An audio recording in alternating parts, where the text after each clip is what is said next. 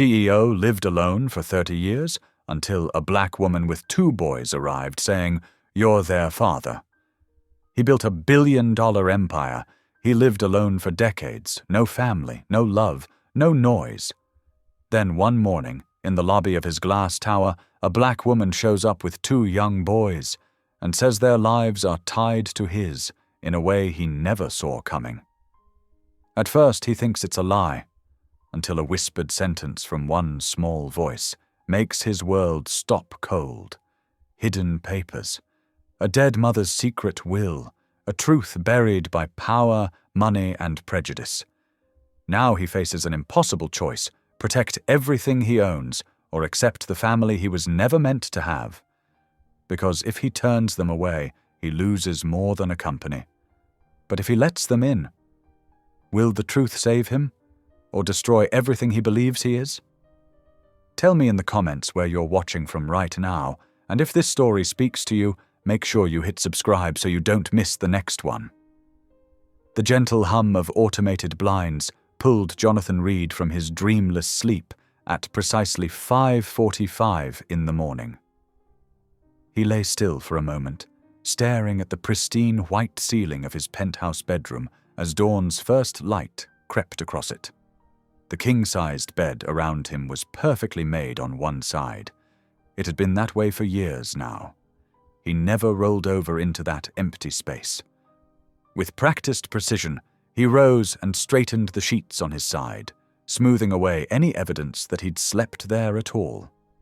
The bedroom, like the rest of his penthouse, was a study in minimalism, all clean lines and muted greys, with floor-to-ceiling windows offering a panoramic view of the city below.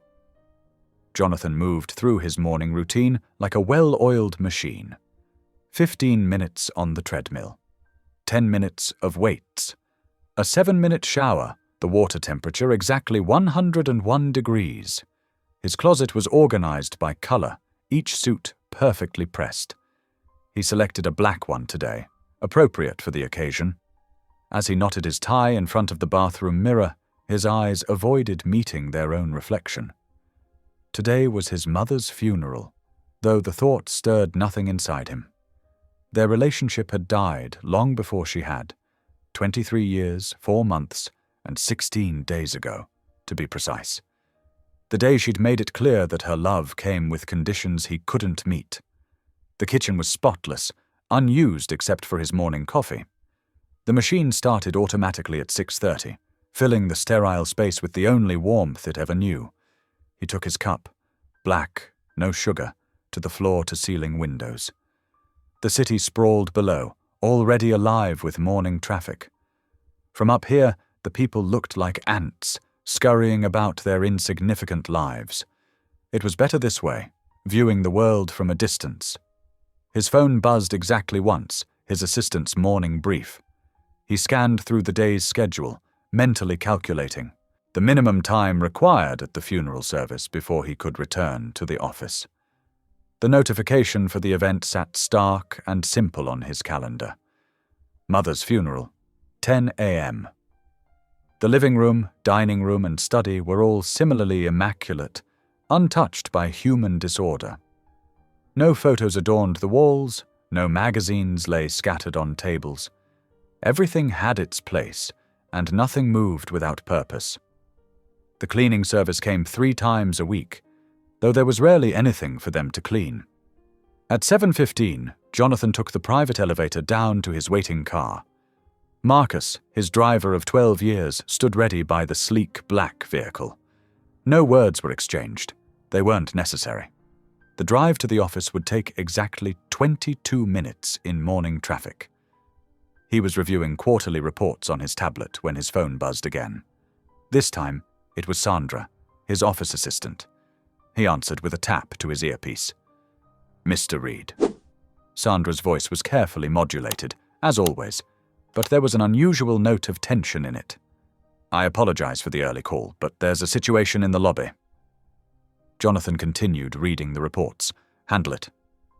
"Sir, there's a woman who's been here since before dawn. Security has asked her to leave several times, but she's refusing."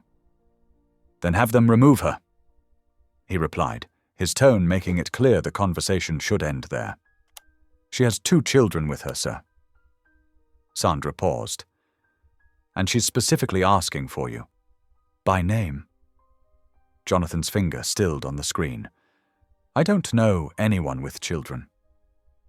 "She's quite insistent, Mr. Reed. She says she won't leave until she speaks with you personally." For the first time that morning, Jonathan's carefully ordered world shifted slightly off its axis.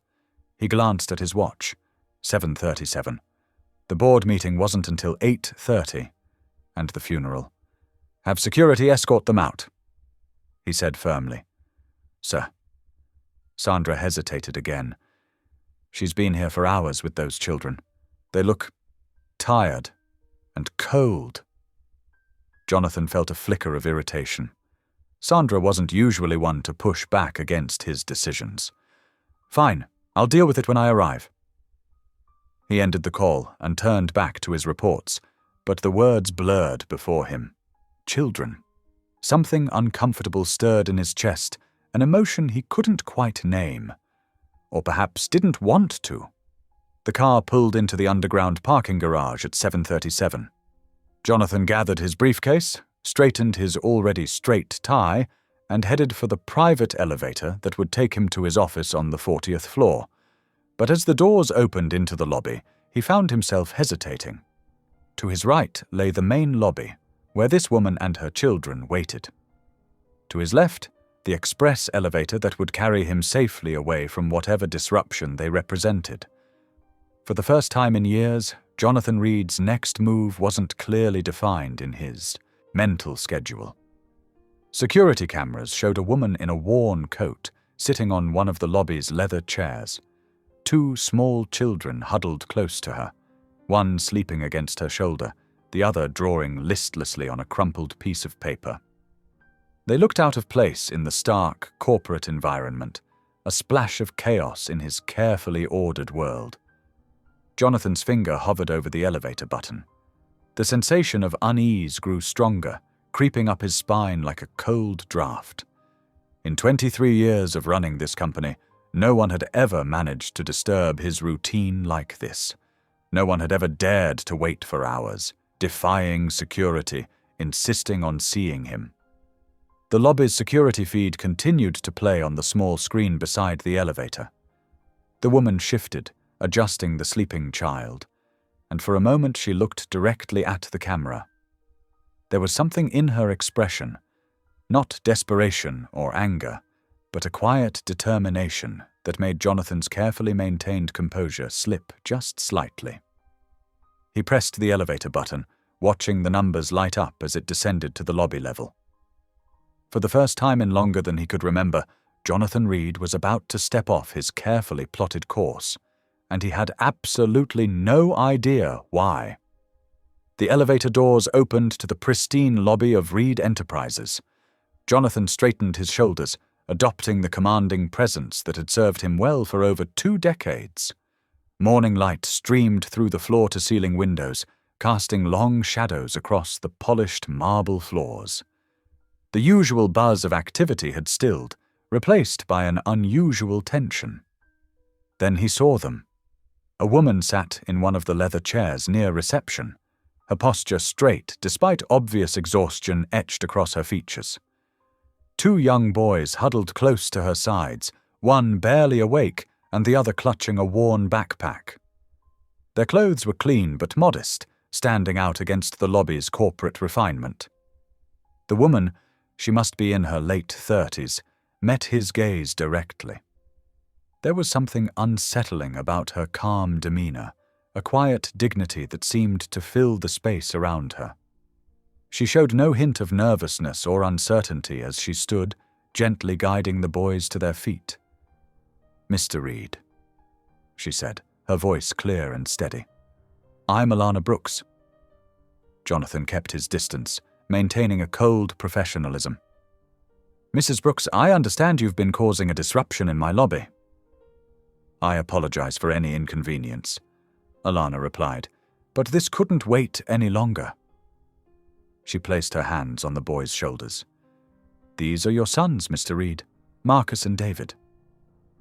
The words hit him like a physical blow. Several staff members nearby stopped pretending not to listen, their heads turning slightly toward the unfolding scene. Jonathan felt heat rise in his neck, but his voice remained arctic. "That's absolutely ridiculous. I suggest you leave before I have security remove you." "No, this is shocking," Alana continued, unruffled by his dismissal. "But these boys deserve to know their father. They deserve the truth." "The truth?" Jonathan's laugh was sharp and brittle. "The truth is that I've never met you before in my life. This is clearly some kind of scheme."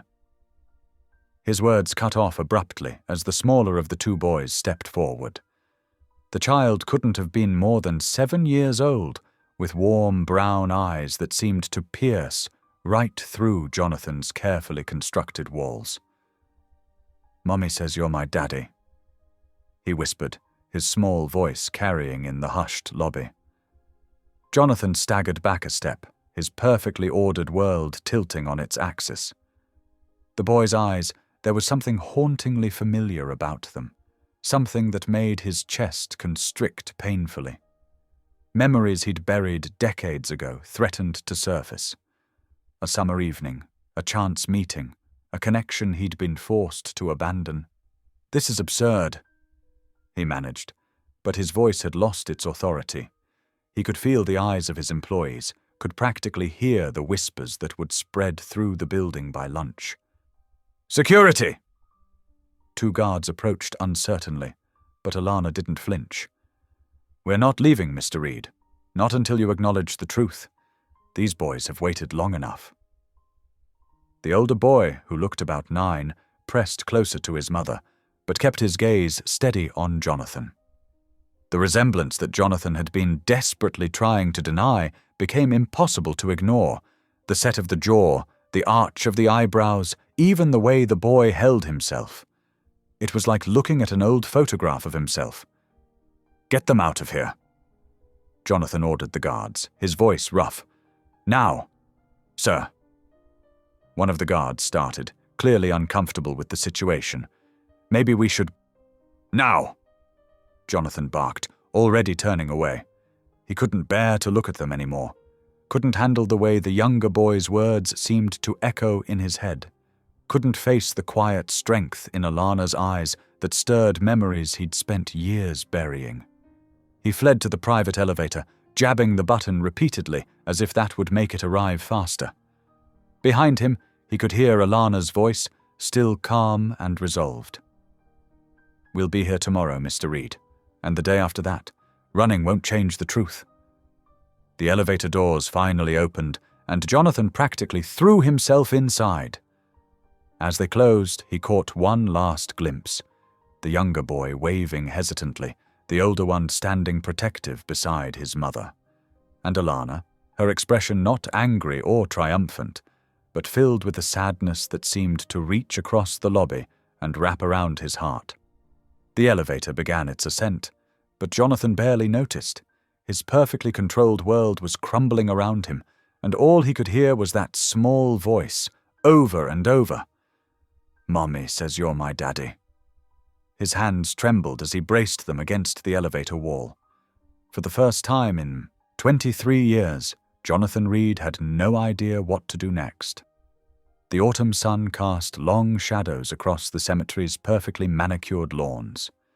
Jonathan Reed stood rigidly among the gathered mourners, his dark suit a shield against the world. The funeral service for Eleanor Reed had drawn Atlanta's elite, business leaders, social figures, and old money families who'd known his mother for decades. But Jonathan barely heard the minister's words. His thoughts kept drifting back to the scene in his lobby that morning.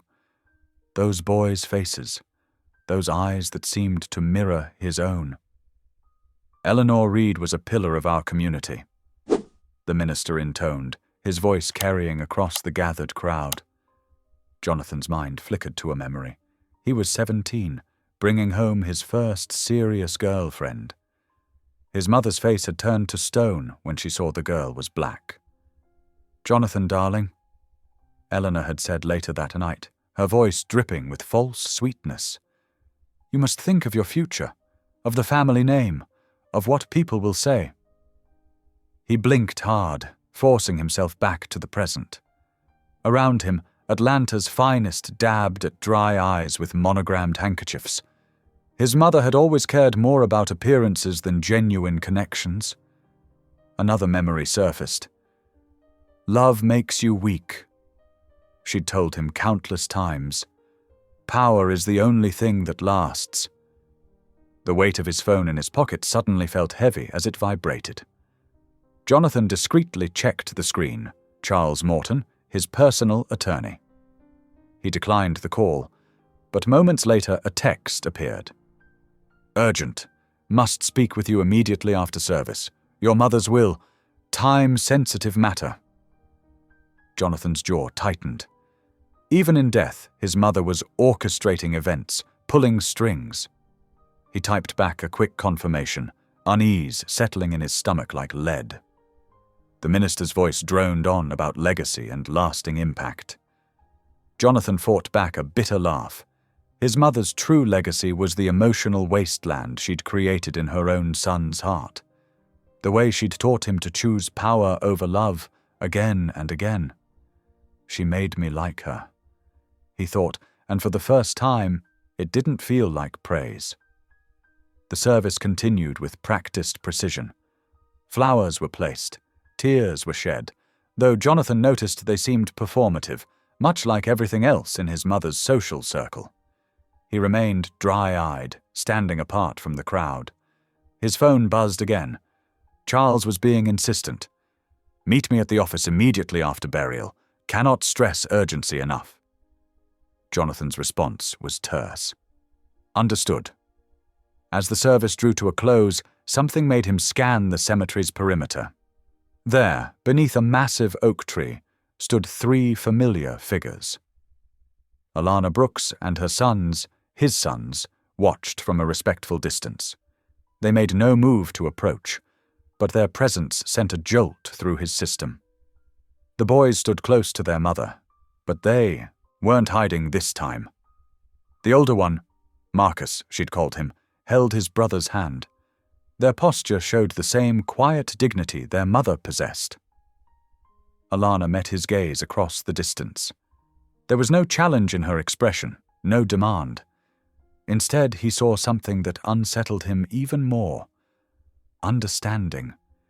As if she knew exactly why she needed to be here today, exactly what his mother's death might mean. Another memory crashed through his defenses, his mother's voice, cold and certain. "I've taken care of that little situation. You'll thank me one day, Jonathan. Some people simply aren't meant to be part of our world." He hadn't understood then, but looking at Alana now, pieces were beginning to fall into place. The timing, the sudden disappearance, the way his mother had insisted he focus on his MBA, arranged appropriate dates with appropriate women. The crowd began to disperse, moving toward their luxury cars with subdued murmurs about the reception. Jonathan stood frozen, watching as Alana gathered her boys and turned to leave. They didn't look back, but their presence had left an indelible mark on the day. His phone buzzed one final time. Charles again. "En route to office now. This changes everything." Jonathan straightened his tie, a gesture of control when everything felt like it was slipping away. He walked to his waiting car, each step feeling heavier than the last. Behind him, his mother's fresh grave seemed to mock his perfectly ordered world, a world that was beginning to crack at its carefully constructed seams. The chauffeur held the door, and Jonathan slid into the leather interior. As the car pulled away, he caught one last glimpse of Alana and the boys walking through the cemetery gates. The sight burned itself into his mind. 3 figures moving with purpose and grace, carrying a truth that threatened to shatter everything he thought he knew about his life, his mother, and himself. "To the office," he told his driver, his voice steadier than he felt. But inside, questions tumbled like autumn leaves in a storm. What had his mother done? What was in that will? And how had Alana known, exactly known, to be here today. The car merged into Atlanta traffic, carrying him toward answers he wasn't sure he was ready to face. The evening sun cast long shadows through the floor-to-ceiling windows of Charles Morton's law office. Jonathan sat rigidly in one of the leather chairs, his fingers drumming an impatient rhythm on the armrest. The past few hours felt surreal. The funeral, those 3 figures standing beneath the oak tree, and now this urgent meeting. Charles shuffled through papers with methodical precision, his reading glasses perched on the end of his nose.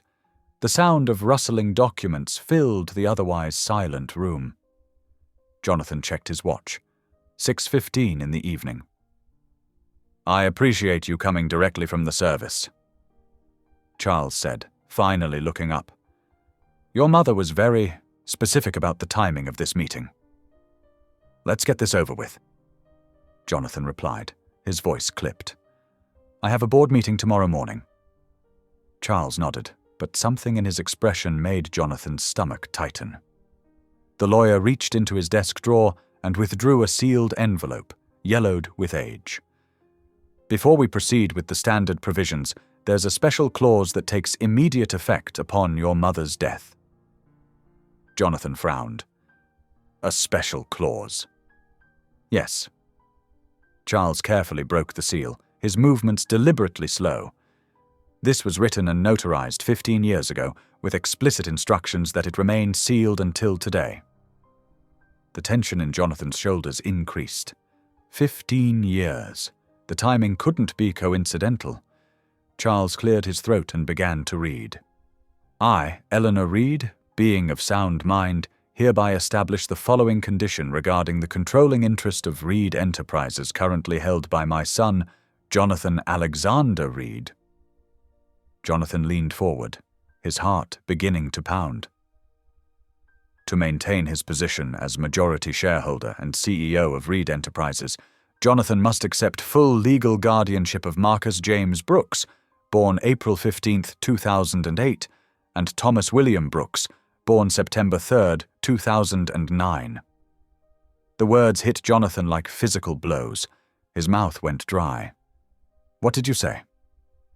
Charles continued reading, his voice steady and professional. "Should Jonathan refuse to acknowledge and accept guardianship of these children, his controlling interest in Reed Enterprises will be immediately transferred to the board of directors, to be distributed as they see fit." "This is impossible!" Jonathan exploded, surging to his feet. "This can't be legal." "I assure you it's completely legal," Charles said, removing his glasses. "Your mother was very thorough.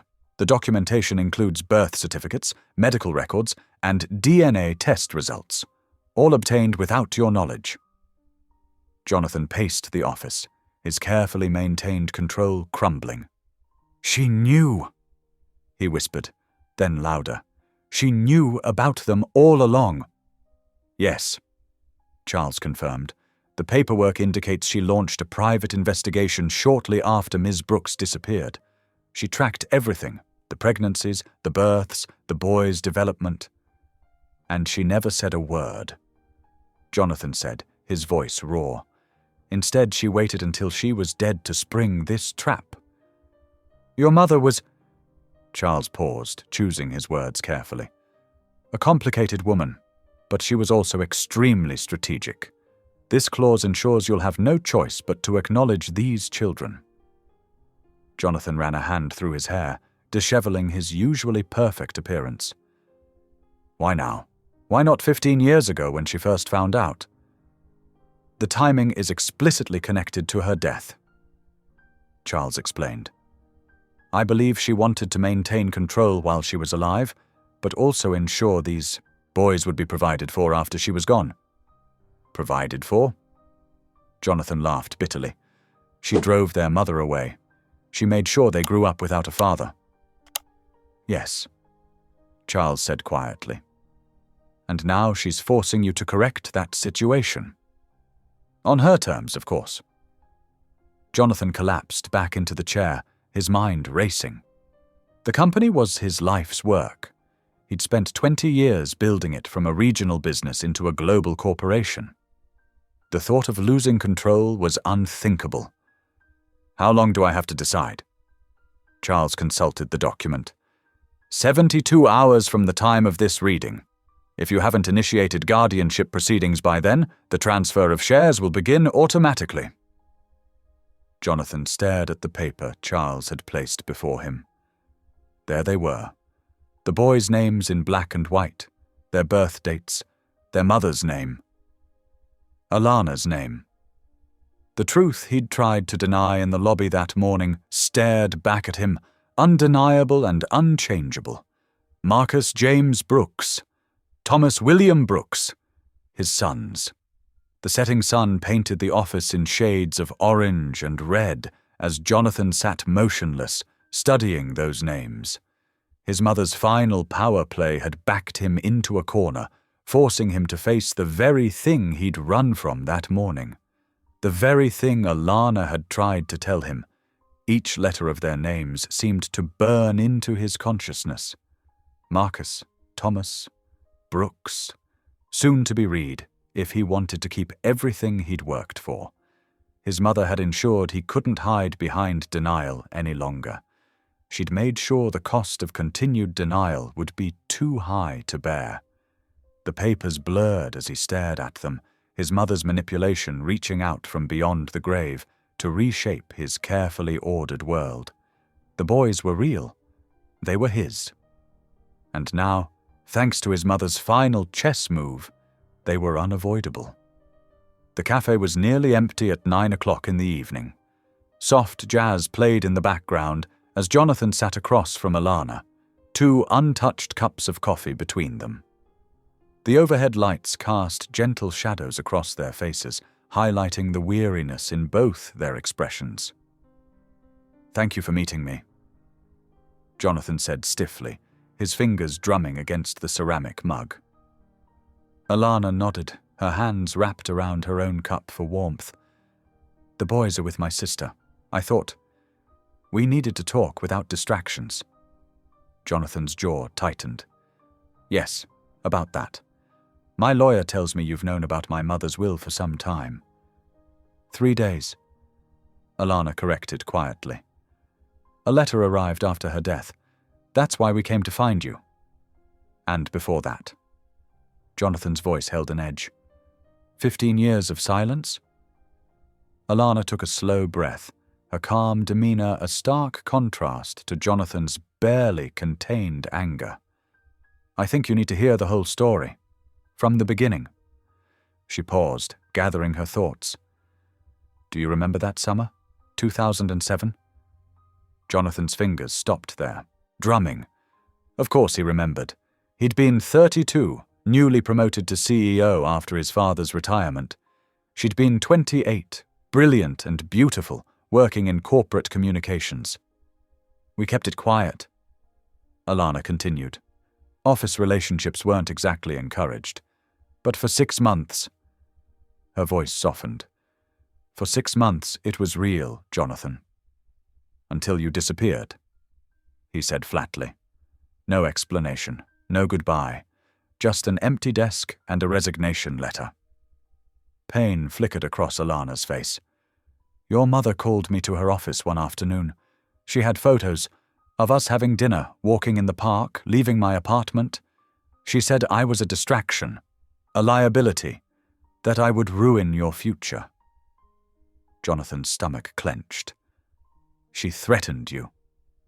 "Not directly. She was too smart for that." Alana's fingers tightened around her cup.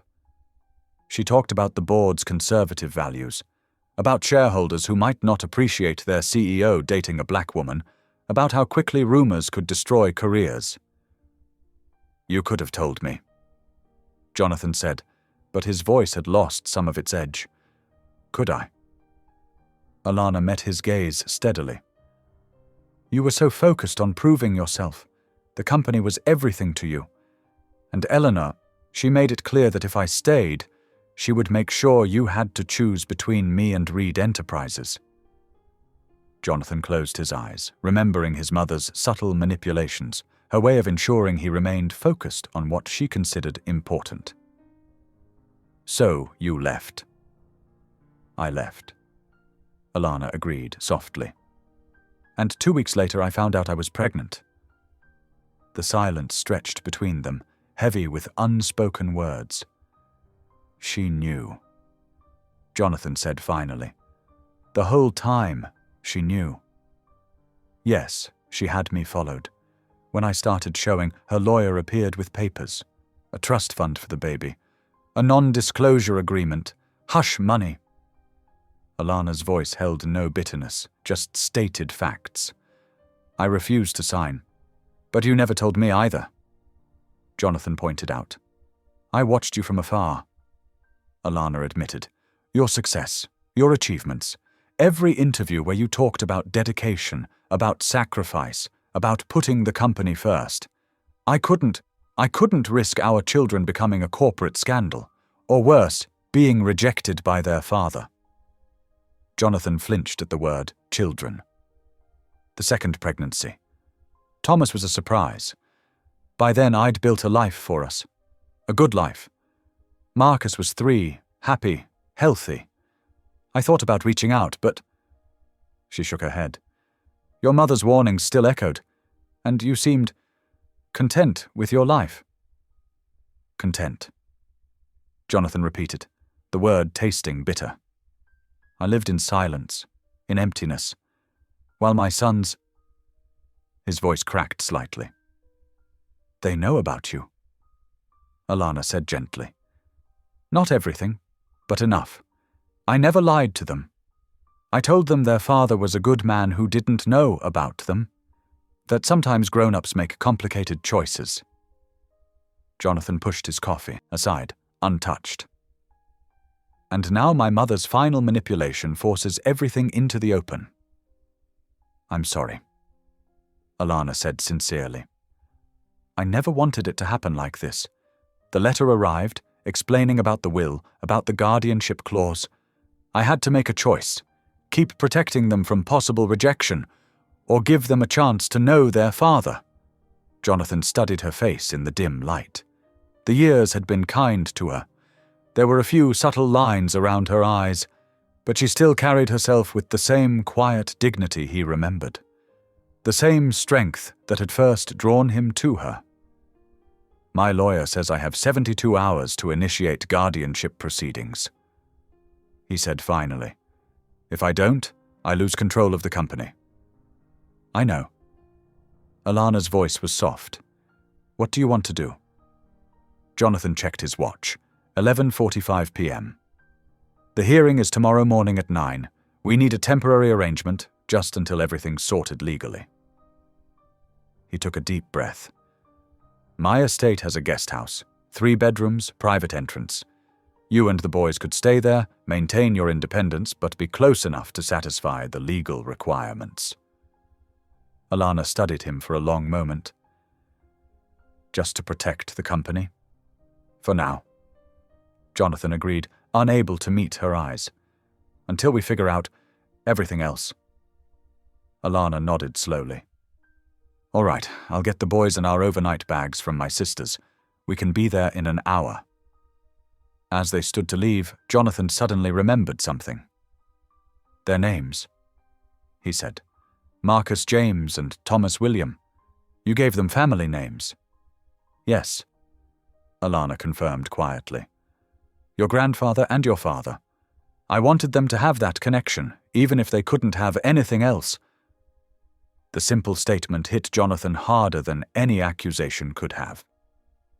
As they walked out into the cool night air, he realized that while he'd spent 15 years building walls of silence around himself, Alana had been building bridges he never knew existed. The morning sun streamed through the floor-to-ceiling windows of Jonathan's penthouse, casting long shadows across the pristine marble floors. At precisely 7 o'clock, the elevator chimed. Jonathan stood from his precisely arranged breakfast, his shoulders tense as he walked to meet his unexpected guests. The doors opened to reveal Alana, looking composed despite the early hour, and two small boys who clung to either side of her. Marcus, the older one at 12, had Jonathan's height and bearing, while 8-year-old Thomas shared his mother's softer features. Both children wore neatly pressed clothes and carried small overnight bags, their eyes wide as they took in the vast space. "Good morning," Alana said quietly, ushering the boys forward. "Say hello to Mr. Reed."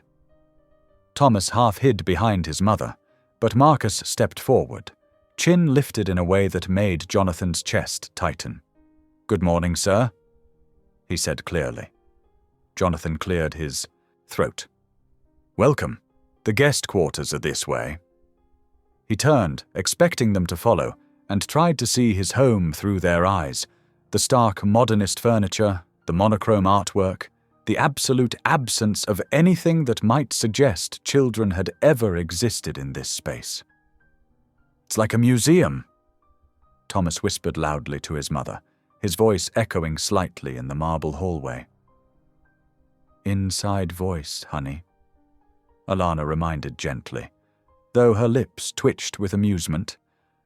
Jonathan led them through the main living area toward the east wing. "The guest residence has its own entrance and kitchen facilities," he explained, his voice formal. "You'll have complete privacy. Is that a real piano?" Marcus interrupted, stopping by the grand piano that served as a sculptural element in the living room. His fingers twitched at his sides, but he didn't touch it.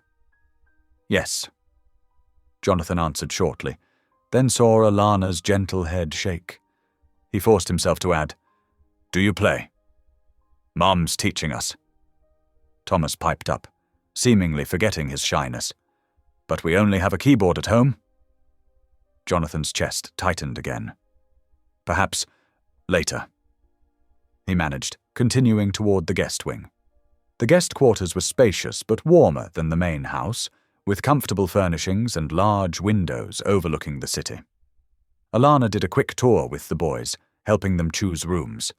Marcus claiming the blue room, Thomas the one with the window seat. "Breakfast is ready in the main kitchen," Jonathan announced stiffly, "if you'd like to join me." The kitchen, like everything else in Jonathan's home, was a study in efficiency and minimalism. The boys sat carefully at the sleek breakfast bar, their feet dangling from the high stools.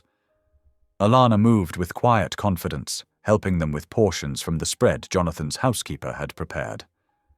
"Do you always eat alone?" Thomas asked suddenly, looking around the empty space. "Thomas," Alana said softly, but Jonathan held up a hand. "Yes," he answered honestly. "I usually do." "That's sad," Thomas declared, then immediately stuffed a huge bite of pancake in his mouth. Marcus shot his brother a look. "Do you work from home?" he asked, clearly trying to be mature.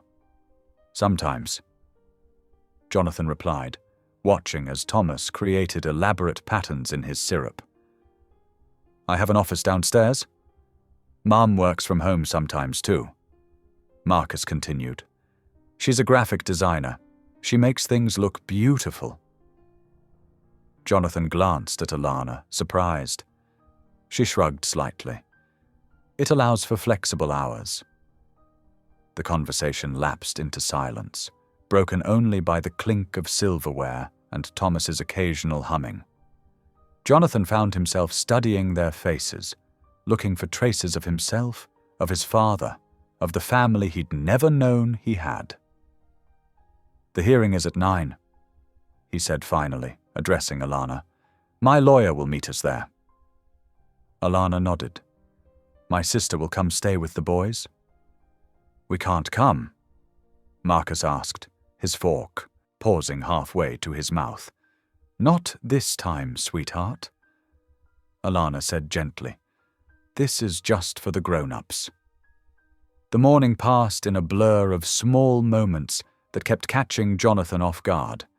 Thomas's delighted discovery of the building's indoor pool visible from their windows, Marcus's careful inspection of the bookshelves in the study, the sound of their footsteps echoing in hallways that had known only his solitary tread for so long.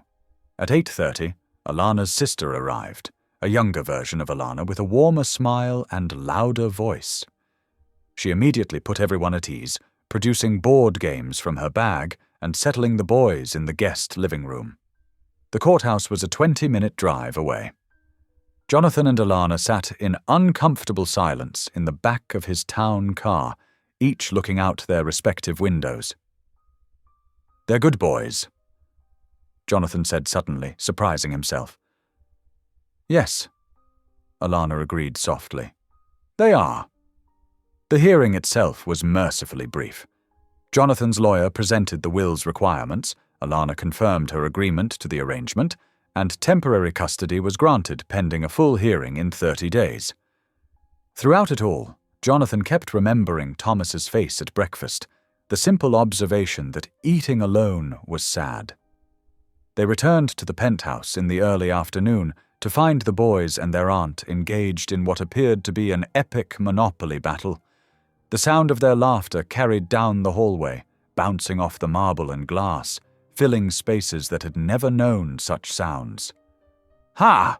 Park Place!" Thomas crowed triumphantly. "Pay up, Aunt Jenny!" "You're breaking me, kid." Jenny laughed, counting out colourful bills.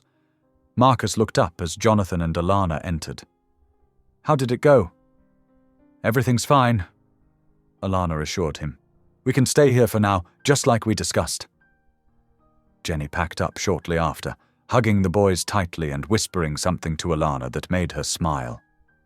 As the elevator doors closed behind her, Jonathan found himself alone with his newfound family, the afternoon stretching ahead like uncharted territory.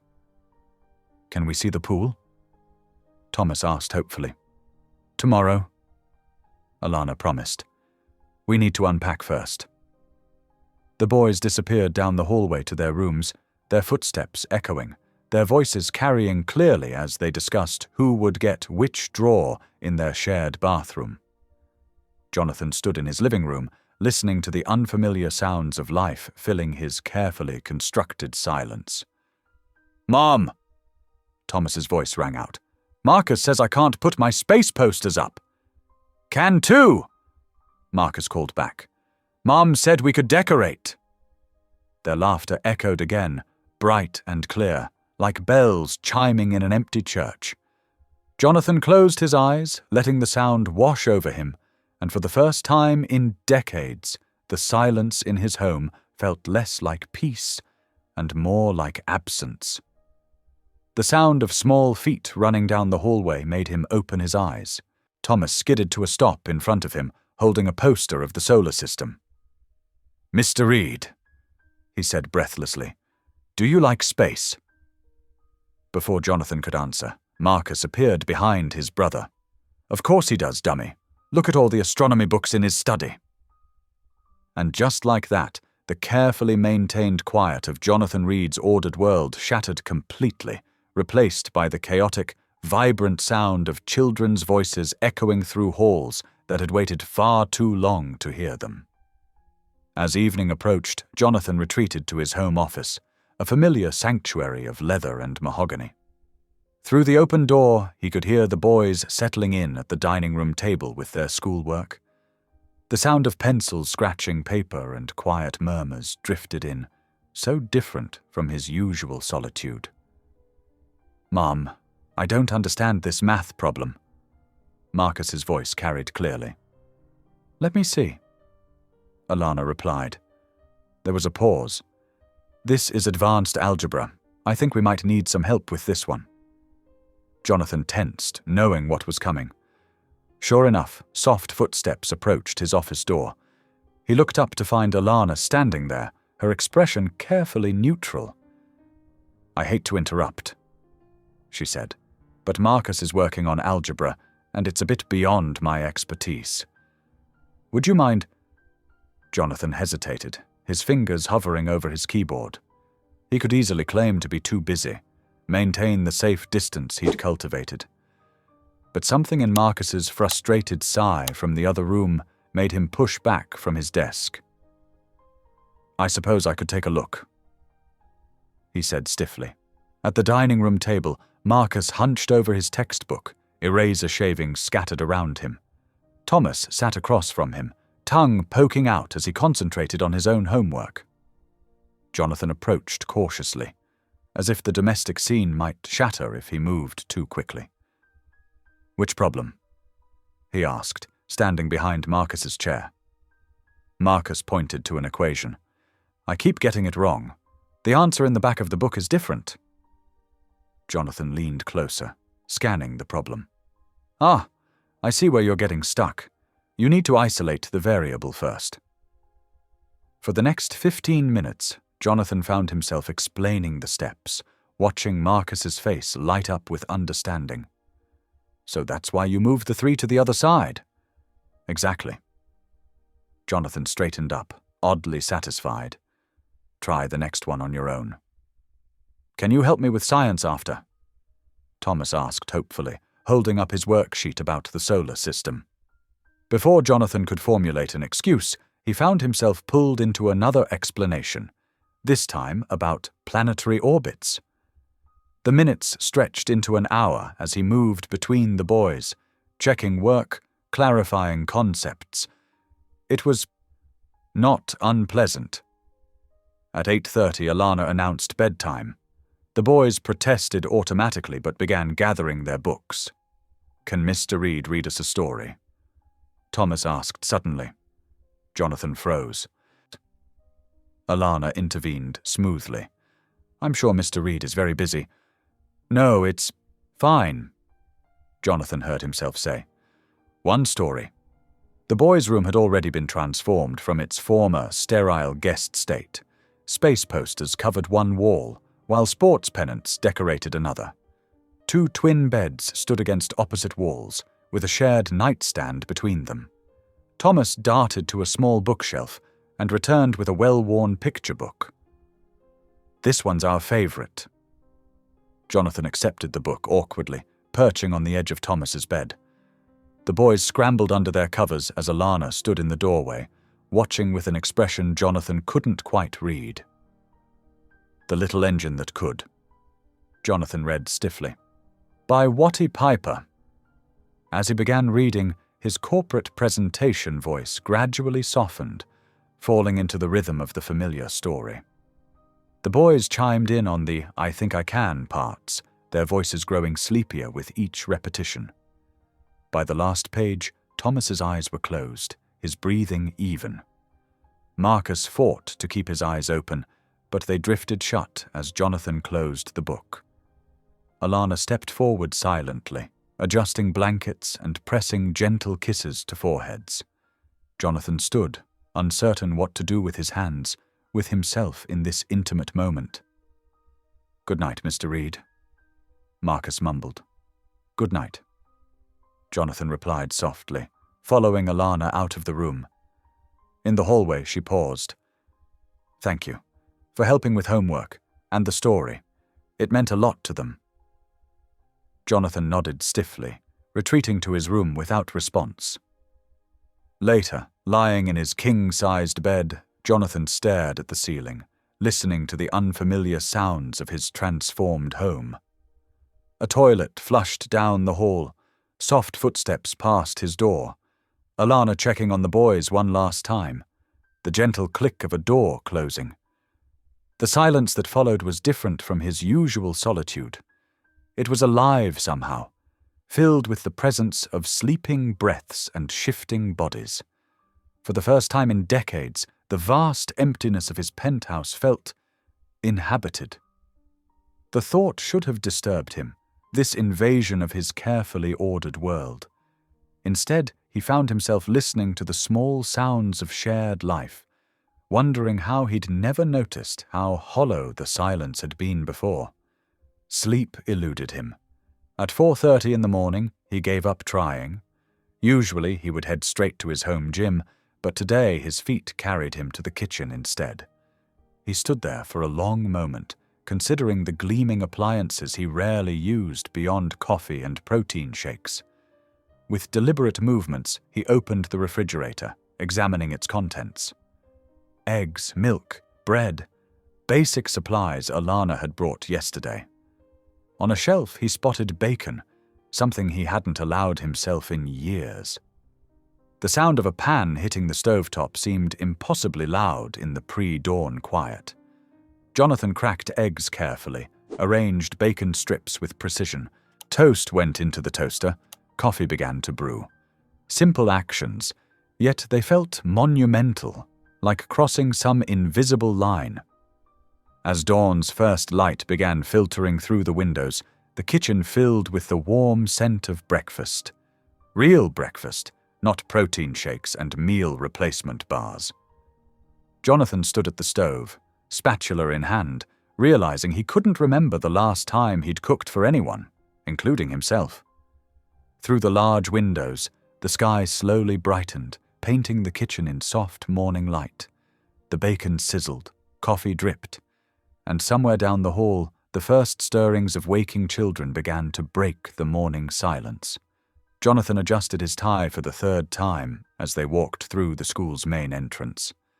The polished hallways of Brighton Academy echoed with their footsteps, his measured stride, Alana's confident pace, and the boys' excited scuffling.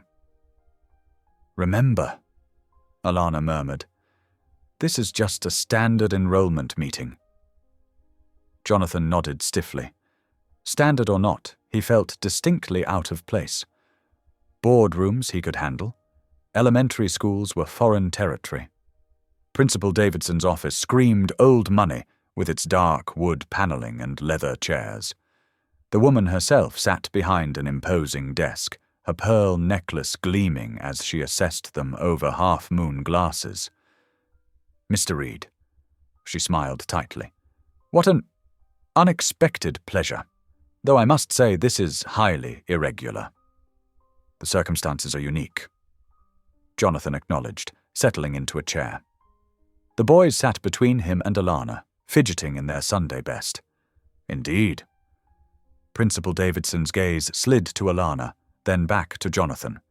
"Brighton Academy has certain standards to maintain. Our admissions process is quite selective."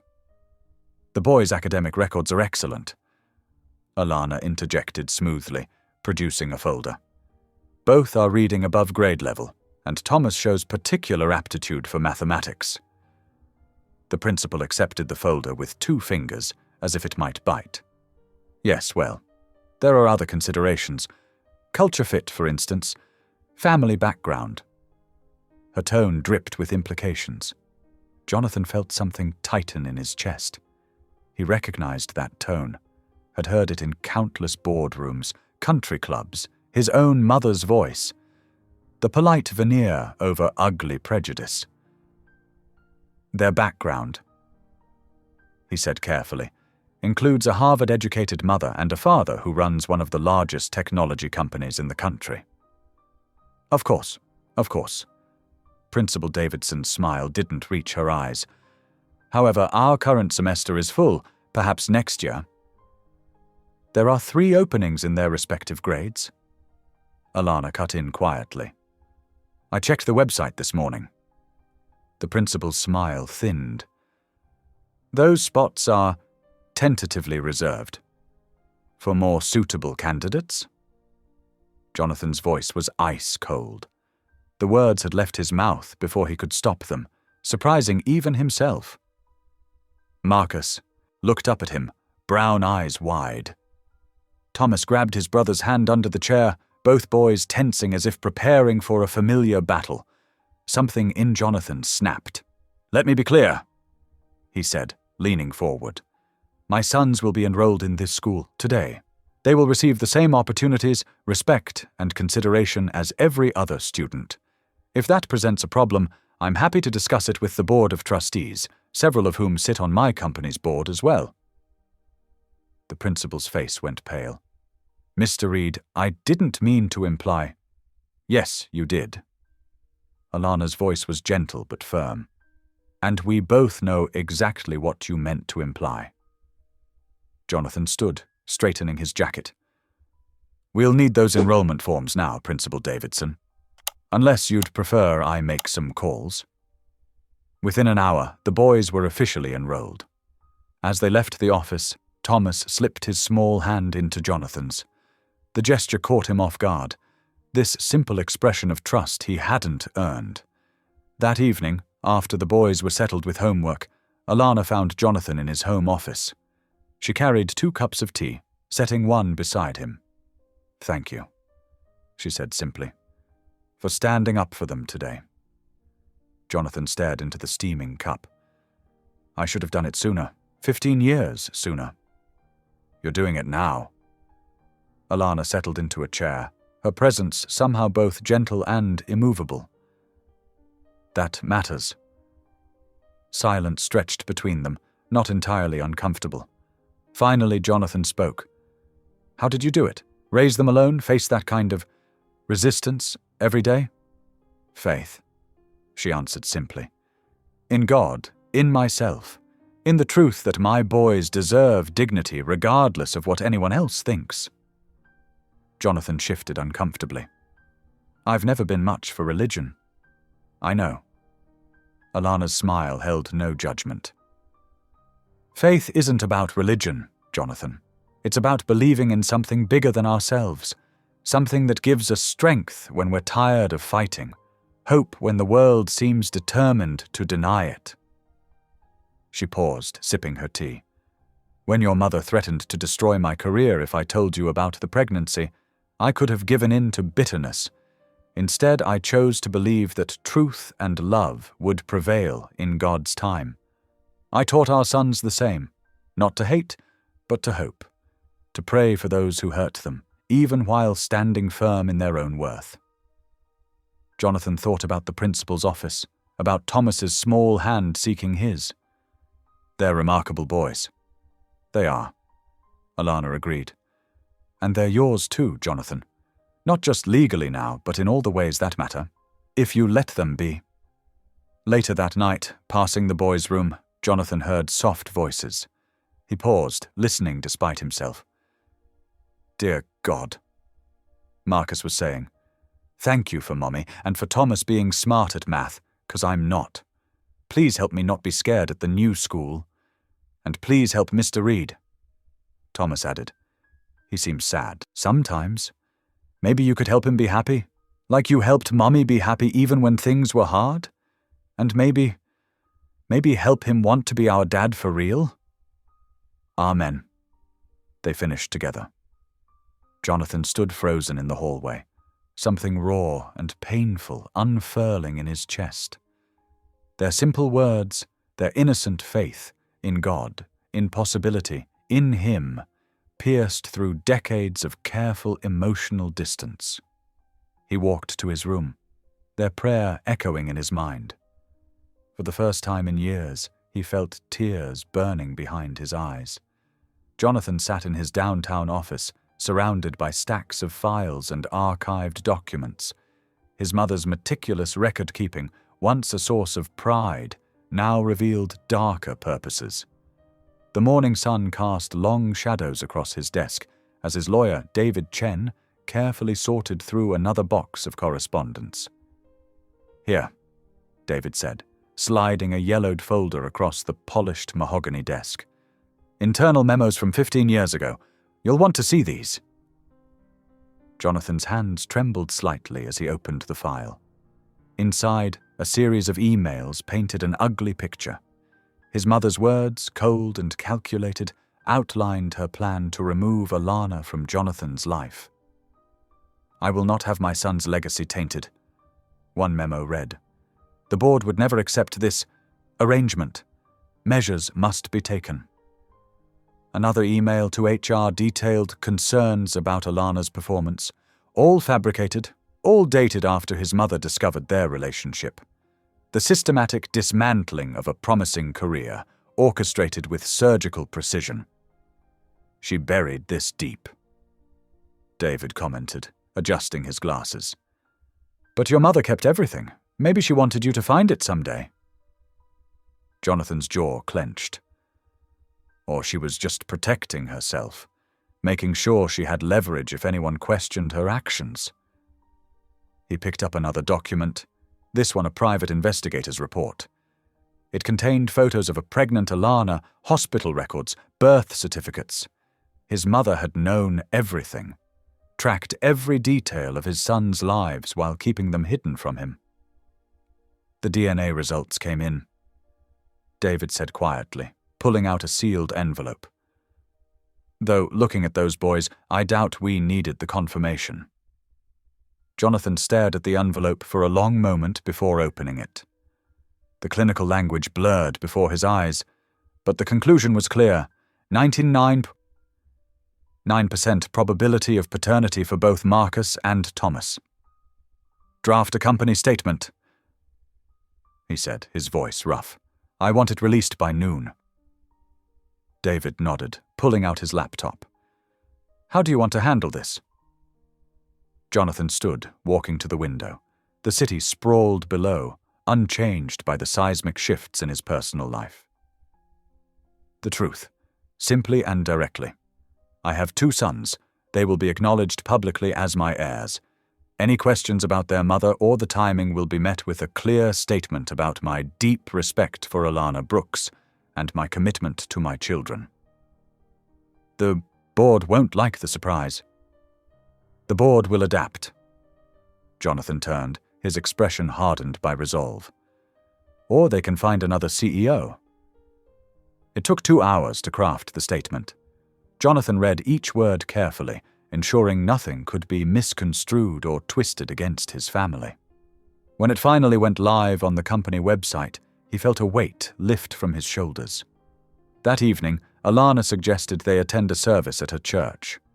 Jonathan's initial instinct was to refuse, but the hopeful looks on his sons' faces made him reconsider. The church was smaller than he expected, warm and welcoming rather than imposing. Wooden pews gleamed softly in the evening light, filtering through stained glass windows. The congregation was diverse, families of all backgrounds gathering in easy fellowship. Marcus tugged at Jonathan's sleeve as they found seats. We sit in the middle, he whispered importantly, so we can see everything. Thomas nodded solemnly, and hear the music better. Jonathan found himself sandwiched between his sons, Alana on Thomas's other side. The familiar scent of her perfume brought back memories he'd long suppressed. Quiet evenings, shared dreams, a future that should have been. The service began with music, and Jonathan watched in amazement as his usually fidgety sons sang along, their young voices lifted in genuine joy. The pastor's message was simple but profound, speaking of grace and second chances, of healing old wounds and finding new paths. Sometimes, the pastor said, his gentle voice carrying to every corner, God's timeline isn't our timeline, but his plans unfold in perfect season if we have the courage to embrace them. Jonathan felt Thomas lean against him, small head resting trustingly on his arm. On his other side, Marcus had pulled out a small notebook and was carefully copying down Bible verses, his tongue sticking out in concentration. The peace he'd been chasing through decades of achievement and acquisition settled over him like a warm blanket. Here, in this unexpected moment, with his sons beside him and their mother's quiet strength nearby, Jonathan found something he hadn't even known he was missing. When the final hymn began, Thomas held up his hymnal, sharing it with Jonathan. The boy's finger traced each line, helping his father follow along. Marcus joined in, his clear voice carrying the melody while Thomas tried for harmony. Jonathan didn't sing, he didn't know the words, and music had never been his strength. But he held the hymnal, stood between his sons, and felt the vibrations of their voices in his chest. It was enough, more than enough. After the service, several church members approached to welcome them. There was no judgment in their greetings, no sideways glances or whispered comments, just genuine warmth and inclusion. "Your boys are a blessing," an elderly woman told Jonathan, patting his arm. "We've watched them grow into such fine young men. You must be very proud." "I am," Jonathan replied, surprising himself with how true the words felt. "I'm learning to be the father they deserve." Later, as they walked to the car under a sky full of stars, Marcus slipped his hand into Jonathan's. "Did you like it, Dad? The church, I mean." The word Dad still caught him off guard, but in a good way. "I did," he answered honestly. "It was peaceful. That's what Mom always says." Thomas chimed in from his other side. "That church is where you can find peace when things get hard." Jonathan caught Alana's eye over the boys' heads.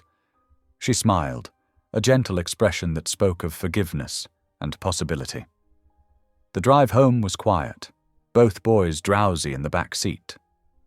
Jonathan found himself driving more carefully than usual, precious cargo now entrusted to his care. At home, he helped carry a sleeping Marcus to bed, while Alana guided a stumbling Thomas. They worked together seamlessly, as if they'd been doing this for years instead of days. Later, alone in his study, Jonathan pulled out his mother's files again. The evidence of her prejudice and manipulation still hurt, but the sting was lessened now. She had tried to prevent what she saw as a scandal, but had instead created a legacy of love and redemption that would far outlast her carefully constructed social barriers. He closed the files, knowing he would never need to open them again. The truth was acknowledged, his sons were publicly claimed, and the future stretched out before them, uncertain but full of promise. In the quiet of the evening, Jonathan could hear his sons' soft breathing from their rooms down the hall. The silence that had once defined his life was gone, replaced by the gentle rhythms of family. And in that change, he found a peace he never knew he needed. Jonathan Reed's Monday morning began with a series of urgent messages from his executive team. His phone buzzed repeatedly as he stood in his kitchen, coffee growing cold in his hand. The boys were still asleep, and Alana was making breakfast, humming softly as she moved around the kitchen. The first email made his stomach clench. Someone had leaked details of the guardianship hearing to the press. Not just leaked, twisted them. The attached article painted Alana as a calculating opportunist who had orchestrated a long-term plan to gain control of Reed Enterprises through her children. "Jonathan!" Alana's voice broke through his concentration. "Is everything all right?" He couldn't meet her eyes. "I need to get to the office. Now." The elevator ride down felt endless. His phone continued its relentless assault of notifications. By the time he reached the lobby, 3 major business news outlets had picked up the story. The headlines made him sick. Reed Enterprise heir trapped in custody battle. Mystery woman claims billions through secret children. Reed family legacy under attack. His driver was waiting, face carefully neutral. "Straight to the office, sir?" Jonathan nodded, already dialing his legal team. The morning traffic crawled by as he listened to his chief counsel outline the mounting crisis. "The board is calling an emergency meeting," his lawyer explained. "They're citing the company's morality clause. There's talk of a vote of no confidence." The gleaming Reed Enterprises tower loomed ahead. Jonathan straightened his tie, steeling himself. The lobby fell silent as he strode through, whispers following in his wake. His executive assistant met him at the elevator, tablet in hand. "The board is assembled in the main conference room," she said quietly. "And, sir, they've brought outside counsel." The conference room doors opened to reveal 12 stern faces. These were people he'd worked with for years, some for decades. Today they looked at him like strangers. "Jonathan." Gerald Matthews, the senior board member, spoke first. "We've called this meeting to address the serious allegations that have come to light." "Allegations?" Jonathan's voice was ice. "You mean my children?" "We mean the situation that threatens the stability of this company." Another board member cut in. "The timing is suspicious, Jonathan. Right after your mother's death? With that convenient will clause?" For 3 hours they hammered him. Questions about Alana's background, insinuations about her motives, concerns about company image. Each comment felt like a personal betrayal. We've prepared a statement, Gerald finally said, sliding a document across the table. Distancing the company from these claims until they can be properly investigated. Jonathan scanned the paper, his anger building. The statement effectively called Alana a liar and suggested the children's paternity was in question, despite the DNA results. "This is unacceptable," he said flatly. "It's necessary," Gerald countered. "The stock is already down 8 points. Major investors are nervous. We have a responsibility to protect this company. By destroying an innocent woman's reputation. By protecting what your family built." Gerald's voice softened. "Jonathan, think carefully. Everything you've worked for is at risk. Your mother would have understood the need for discretion." The mention of his mother hit hard. Wasn't this exactly what she had done 15 years ago? Used power and influence to erase a problem? The day dragged on in a blur of meetings and phone calls. Legal threats mounted. Major shareholders demanded explanations. By late afternoon, Jonathan felt himself retreating behind familiar walls of corporate detachment. When he finally returned home that evening, the penthouse was quiet. The boys were doing homework at the kitchen table, Alana helping them with math problems.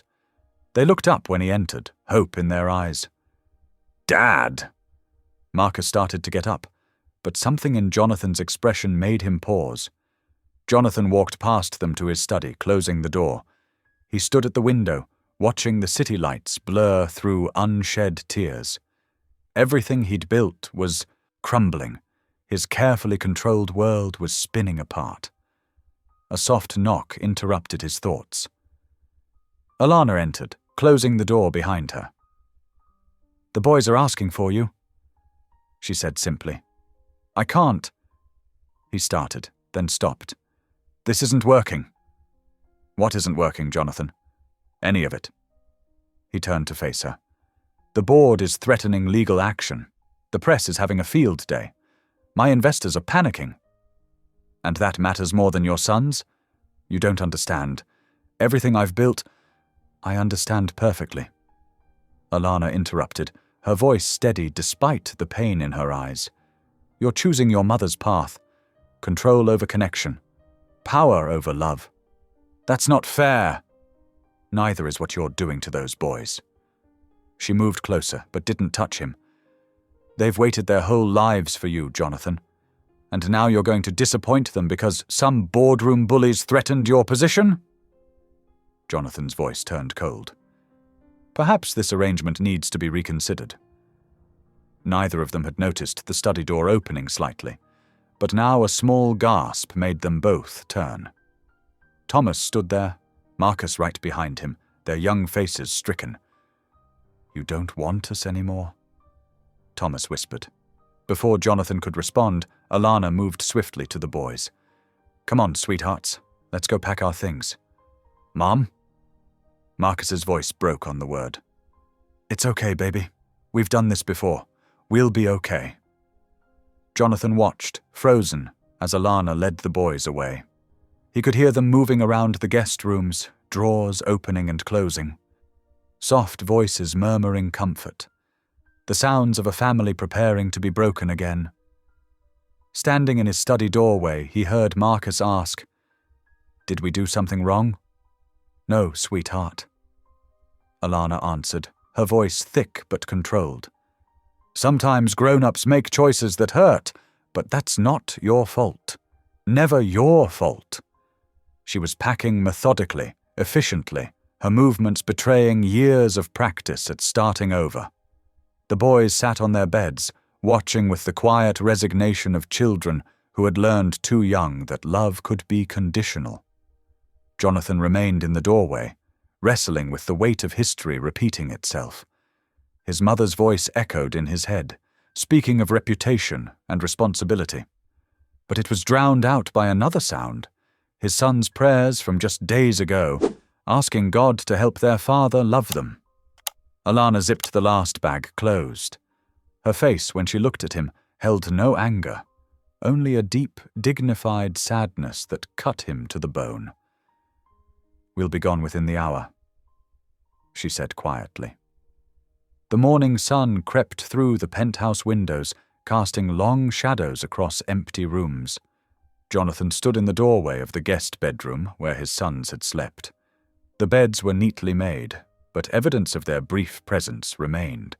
A forgotten sock under the bed, a child's drawing left on the nightstand, the lingering scent of the shampoo they had used. He picked up the drawing. It showed 4 stick figures holding hands, labeled Mom, Dad, Marcus, and Thomas in wobbly children's handwriting. His throat tightened. The silence that had once felt like peace now pressed against him like a physical weight. He moved through his morning routine mechanically, shower, suit, coffee. But everything felt wrong. The quiet that had been his refuge for so many years now seemed to mock him with all that was missing. In the kitchen, he found himself staring at the box of cereal the boys had been eating yesterday morning. Their laughter had filled this space. Their questions had brought life to these sterile rooms. Now there was only the hollow echo of his footsteps. Unable to face his office, Jonathan found himself driving aimlessly through the city. Without conscious decision, he pulled into the parking lot of the small church where they had attended service together just days ago. The building was modest but well-maintained, with warm red brick and stained glass windows that caught the morning light. Inside, the sanctuary was empty except for an older man arranging hymnals in the pews. He looked up as Jonathan entered, offering a gentle smile. "Welcome," he said. "I'm Pastor Wright. Can I help you?" Jonathan hesitated. I'm not sure why I'm here." The pastor nodded as if this was a perfectly reasonable statement. "Sometimes that's the best reason to come." He gestured to a nearby pew. "Would you like to sit?" Jonathan sank onto the wooden bench, suddenly exhausted. The pastor sat beside him, maintaining a respectful distance. "I saw you here Sunday," Pastor Wright said quietly, "with Alana and the boys." Jonathan's head snapped up. "You know them?" "They've been part of our congregation for years. Fine young men, those boys, a credit to their mother's strength and faith." He paused. "And now they know their father too." "Knew," Jonathan corrected bitterly. "They're gone." "By whose choice?" The question hung in the air between them. Jonathan stared at his clasped hands. "My company is at risk. The board is threatening legal action. My position—" "Ah," Pastor Wright interrupted gently. "So you chose comfort over courage." "Excuse me. It's a common choice," the pastor continued, his voice free of judgment. "Comfort is safe, predictable. Courage asks more of us." "This isn't about courage," Jonathan protested. "It's about responsibility, protecting what I've built." "And what exactly have you built, Mr. Reed?" Pastor Wright turned to face him fully. "A fortune? A reputation? An empty house?" The words struck home with uncomfortable accuracy. Jonathan stood abruptly, pacing the aisle between the pews. "You don't understand. Everything I've worked for is at stake." "Everything?" Pastor Wright's voice remained calm. "Or just the things that can be measured in dollars and cents?" Jonathan stopped pacing. "What do you mean?" "I mean, there are different kinds of wealth, Mr. Reed. Different kinds of legacy." The pastor stood slowly. "Your mother left you a company. But what will you leave your sons? Another generation of absence? Another lesson that love is conditional on convenience?" "I'm trying to protect them," Jonathan insisted, but his voice lacked conviction. "Are you? Or are you protecting yourself?" Pastor Wright moved to stand before him. "You know, courage isn't about not being afraid. It's about doing what's right despite the fear." Jonathan sank back onto the pew, the fight draining out of him. I don't know how to be a father." "No one does at first," the pastor said kindly. "But those boys aren't asking for perfection. They're just asking for presence, for the chance to know you. And if I fail them, then you'll have failed trying to love them. That's better than succeeding at abandoning them." Pastor Wright sat again. "You know, I've counseled many families over the years. Want to know what I've never heard?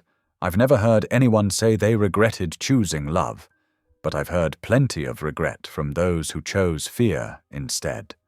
They sat in silence for several minutes, sunlight streaming through the stained glass, painting patterns on the floor. Finally, Jonathan spoke. "My mother chose power over love. She kept me from my children for 15 years. "Yes," Pastor Wright agreed. "And how did that choice shape you? How did it shape them?" Jonathan thought of Thomas's face when he'd overheard the conversation in the study.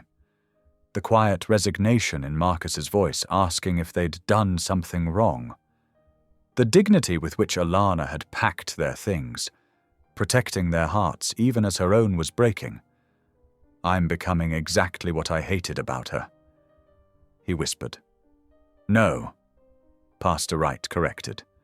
"You're standing at a crossroads she once faced, but you can make a different choice." Jonathan stood again, but this time with purpose rather than agitation. "I need to go." The pastor nodded. "God bless you, Mr. Reed. Whatever you decide." "Thank you," Jonathan said simply, and meant it. He drove through the city with new clarity, eventually parking across from the courthouse. The imposing stone building rose before him, its steps crowded with morning traffic, lawyers, clients, court officers going about their day. Jonathan stood on the sidewalk, briefcase in hand, watching the flow of humanity. In his pocket, his phone buzzed with messages from the board, from his lawyers, from worried shareholders. But for the first time in his adult life, the weight of corporate expectations felt less important than the weight of 2 small drawings carefully folded in his wallet. He thought of his mother, of all the choices she'd made in the name of protecting the company. He thought of Alana's quiet strength, of his son's hopeful faces, of 15 years of silence that could never be reclaimed. The morning sun warmed his face as he stood there, resolve finally crystallizing into certainty. The choice before him was suddenly, startlingly clear. The afternoon sun streamed through the courthouse's towering windows as Jonathan took his seat at the witness stand. The mahogany panels seemed to absorb the light, casting long shadows across the packed gallery. Camera shutters clicked softly from the press section, where reporters leaned forward with pens poised. Jonathan adjusted his tie, a gesture that had always brought him comfort in board meetings. Today it felt like it was choking him. His gaze swept across the room, finding Alana and the boys seated in the front row. Thomas gave a small wave, while Marcus pressed closer to his mother's side. Alana's expression remained serene, but Jonathan could see the tension in her shoulders. "Please state your name for the record," the court clerk requested. "Jonathan Andrew Reed." His voice carried clearly through the hushed courtroom. His attorney, Sarah Chen, approached the podium. "Mr. Reed, you've requested this hearing to make a public statement regarding recent allegations against both Alana Brooks and Reed Enterprises. Is that correct?" "Yes." Jonathan took a deep breath. "I'm here to tell the truth about my mother, Margaret Reed, and her actions 15 years ago." The corporate board members shifted uncomfortably in their seats. Jonathan recognized their expressions, the same looks of dismissal and superiority he'd seen directed at Alana. "Please proceed, Mr. Reed." Jonathan unfolded a document from his breast pocket. "This is an email dated June 15th, 2008. It's from my mother to the head of Human Resources." He began to read. "We cannot allow this situation to continue. The optics of an interracial relationship involving the CEO's son would devastate shareholder confidence. Handle it immediately." Murmurs rippled through the courtroom. Jonathan continued, his voice growing stronger. There are dozens more like this. Memos, emails, meeting minutes, all documenting a coordinated effort to remove Alana Brooks from my life, using racial bias as justification. My mother didn't just know about my children, she actively worked to keep them from me. Objection. The board's attorney shot to his feet. This is speculation. Overruled. The judge interjected. Continue, Mr. Reed. Jonathan produced more documents, laying bare 15 years of systematic discrimination. He detailed how his mother had threatened Alana's career, her housing, her future, all while hiding behind corporate policy and plausible deniability. The board knew, he stated firmly. They helped implement these policies. They supported decisions that destroyed families, not just mine, but countless others, all in the name of protecting the company's image. The corporate attorney's face had grown increasingly red. This is slander. Mr. Reed is clearly emotionally compromised. These are the company's own records. Jonathan cut in. Every document is authenticated. Every memo is signed. Every policy was approved by this board. He turned to face the gallery directly. I am choosing to forfeit my majority control of Reed Enterprises. I cannot lead a company built on such a foundation of prejudice and fear. But more importantly, his voice softened as he looked at his sons, I cannot teach my children that profit matters more than principle. The courtroom erupted in chaos. Reporters rushed for the doors, phones already pressed to their ears. Board members huddled with their attorneys, faces ashen. Through it all, Alana sat perfectly still, tears sliding silently down her cheeks. The judge banged his gavel repeatedly. Order! This court will have order! When the noise subsided, Jonathan spoke again. I move to have all allegations against Alana Brooks dismissed with prejudice. The only person who attempted manipulation in this situation was my mother, and by extension, this board. So noted. The judge replied. Given the evidence presented, this court finds no merit to the claims against Ms. Brooks. Case dismissed. Jonathan stepped down from the witness stand on shaky legs. The corporate board filed out quickly, their authority crumbling with each new revelation hitting the news. He could already hear the media frenzy building outside the courthouse doors. Thomas broke away from Alana and ran to Jonathan, wrapping his arms around his father's waist. Did you really give up your company for us? Jonathan knelt down to his son's level. I gave up something I owned to keep something I love. That's not a sacrifice, it's a privilege. Marcus approached more slowly, studying Jonathan's face. Are you scared? Yes, Jonathan answered honestly. But being brave doesn't mean you're not afraid. It means you do the right thing anyway. Alana joined them, her eyes bright with emotion. Thank you, she whispered. Not for the testimony, for choosing them, for choosing love. Jonathan stood, straightening his jacket. The weight of corporate expectations had lifted from his shoulders, leaving him feeling strangely light.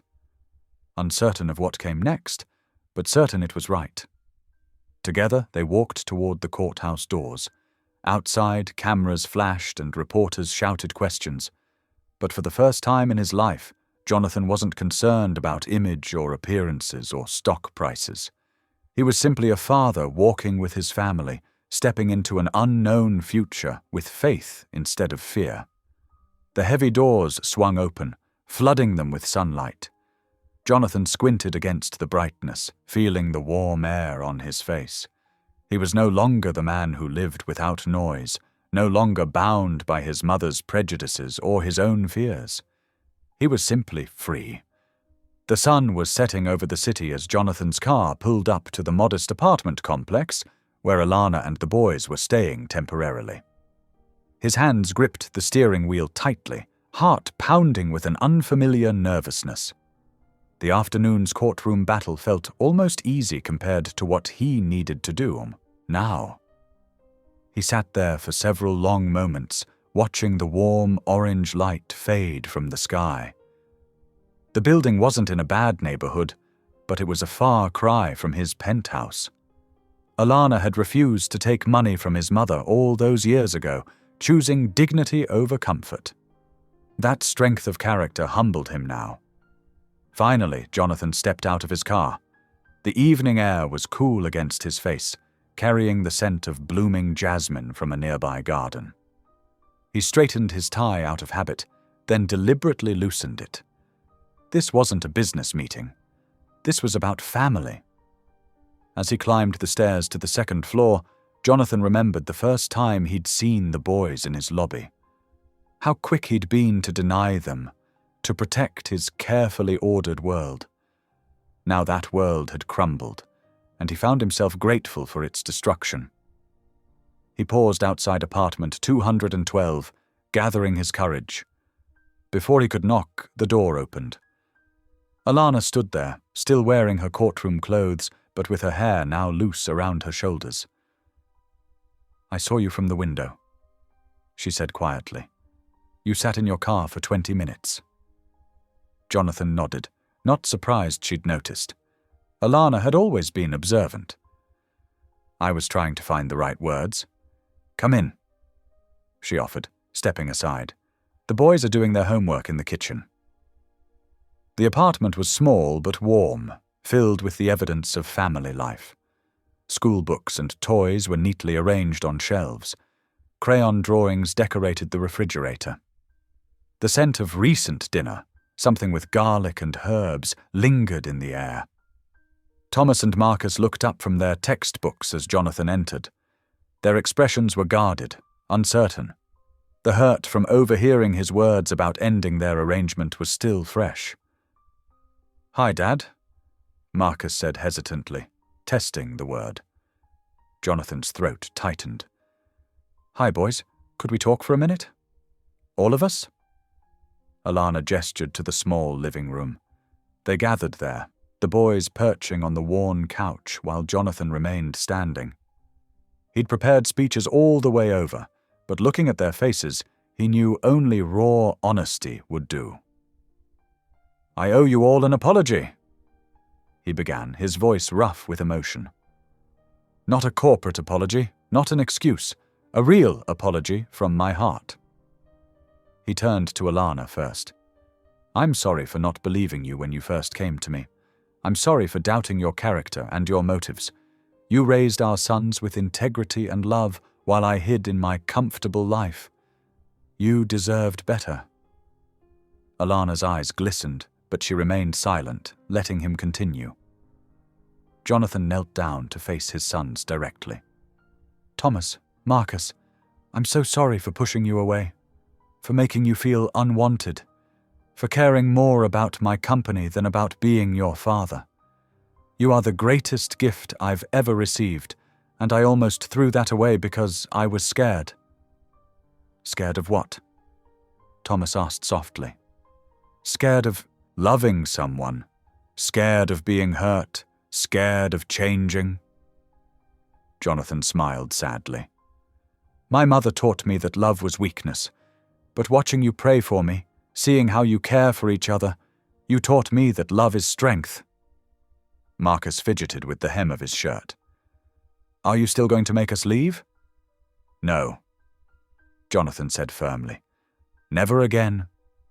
I'm here to ask if you'll let me try again, not because of any legal papers or company rules, but because I want to be your father, really be your father with all my heart." He looked at Alana. "If you'll let me."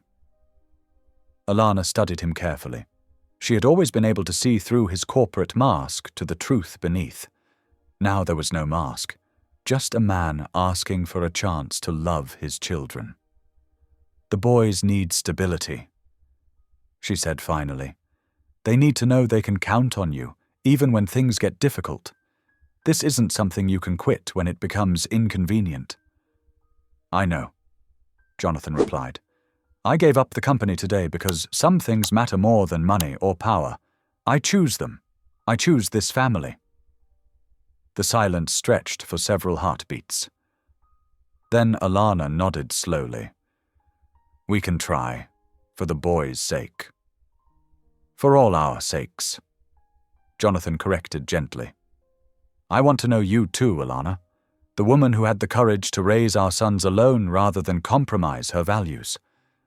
The woman who taught them faith and kindness when I could only teach them rejection." Tears spilled onto Alana's cheeks. "It wasn't easy." "I know, but you're not alone anymore." Marcus slid off the couch first, moving cautiously toward Jonathan. Thomas followed a moment later. Jonathan opened his arms, and suddenly both boys were hugging him tightly. He wrapped them in his embrace, breathing in the scent of their hair, feeling their small bodies trembling against him. "I love you," he whispered, the words coming naturally now. "I love you both so much."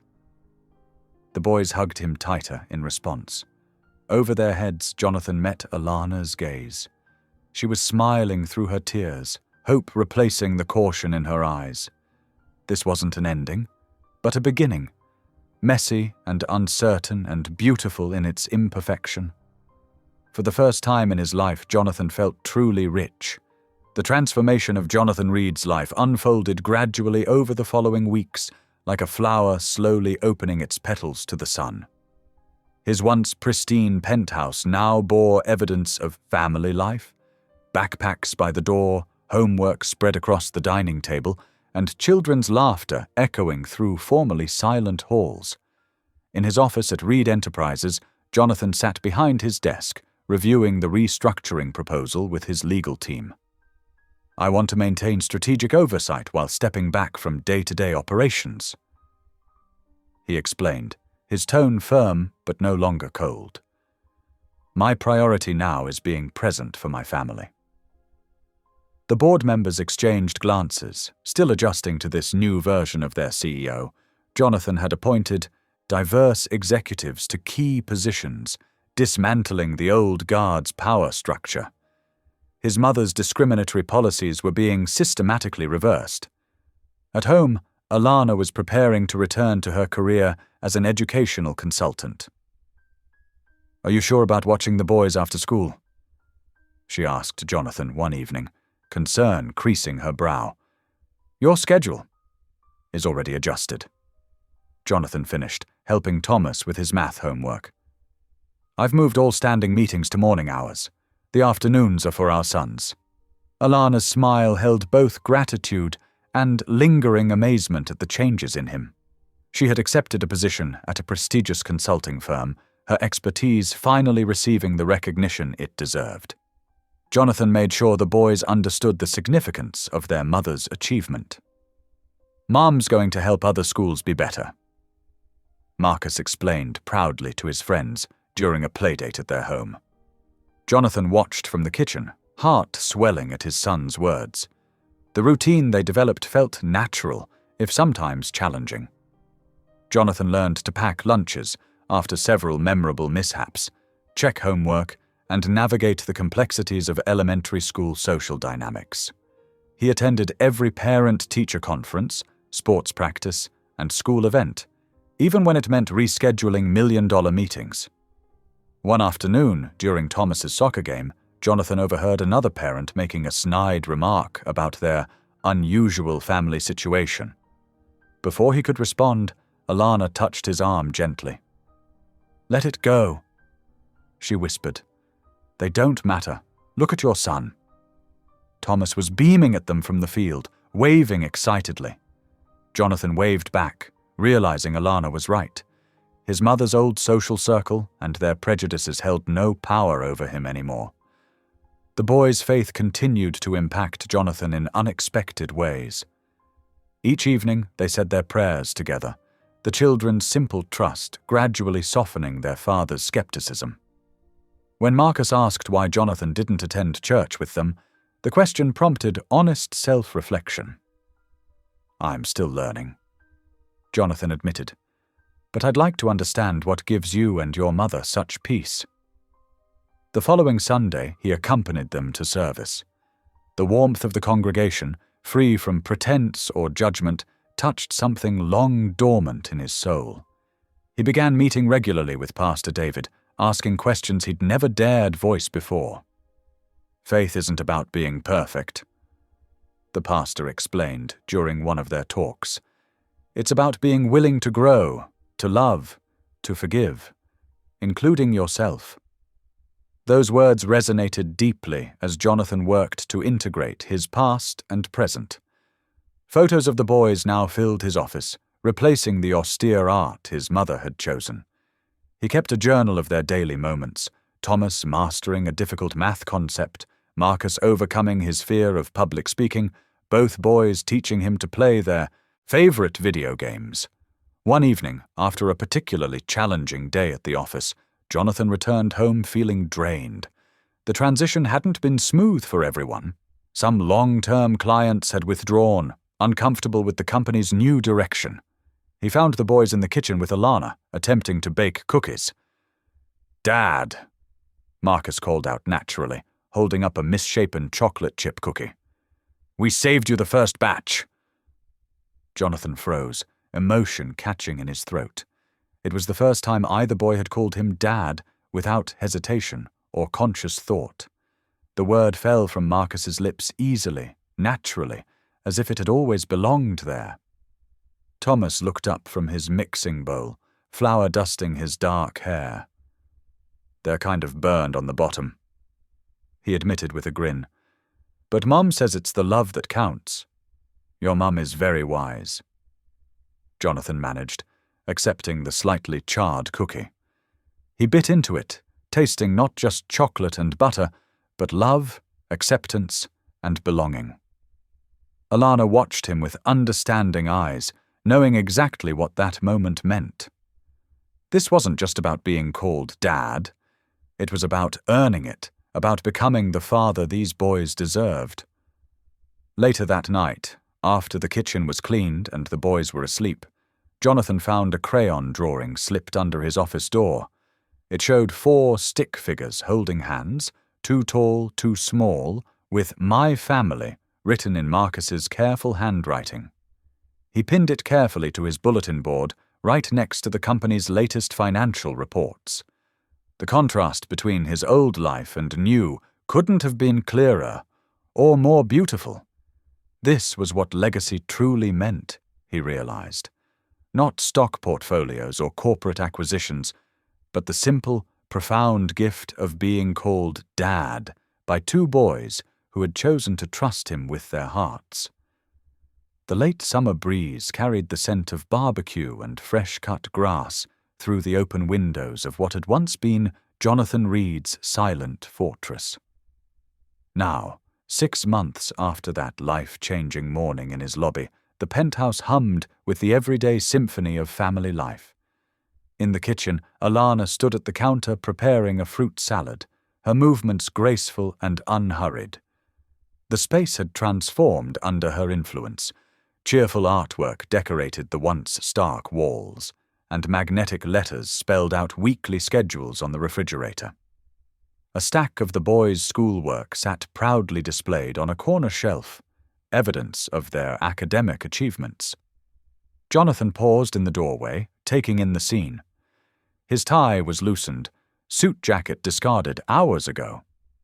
These days, he made it home for dinner more often than not, having restructured his work schedule to prioritize family time. "Need any help?" he asked, rolling up his sleeves. Alana glanced up with a warm smile. "You could start setting the table outside. The boys are almost finished with their homework." Their interactions had evolved into something comfortable and genuine. The initial awkwardness had given way to mutual understanding, respect, and a deepening affection neither of them rushed to label. They were partners first, in parenting, in healing, in building something new from the ashes of the past. "Marcus aced his history test," Alana mentioned, adding strawberries to the bowl. "And Thomas was chosen for the advanced math program." Pride swelled in Jonathan's chest. "They're remarkable kids. You did an amazing job raising them." "We're doing an amazing job now." Alana corrected gently. They need their father too, and you've become exactly the father they deserve. From the study came the sound of chairs scraping and excited voices. Thomas and Marcus bounded into the kitchen, homework completed and ready for their evening routine. "Dad, can we play basketball before dinner?" Thomas asked, already bouncing on his toes. At 11 years old, he was growing tall and lanky, his energy seemingly endless. "Please," 9-year-old Marcus added, employing the puppy dog eyes that never failed to melt Jonathan's resolve. Jonathan checked his watch, an old habit he was learning to break. 20 minutes, he agreed, earning whoops of joy from both boys. The small basketball court he'd had installed in the building's private garden had quickly become their favorite spot. As they played, Jonathan marveled at how naturally physical affection now came to him. A hand on Thomas's shoulder for a good shot, a quick hug for Marcus after a tumble. From her vantage point on the patio, Alana watched them play. The sound of their laughter echoed off the surrounding buildings, filling the space that had once known only silence. She remembered those first difficult weeks, Jonathan's stiff uncertainty, the boys' careful testing of boundaries, her own fears about whether this fragile new reality could last. But day by day, moment by moment, they had built something beautiful. Jonathan had thrown himself into fatherhood with the same determination he'd once reserved for business deals. He attended every parent-teacher conference, coached Thomas's math club, and never missed Marcus's art shows.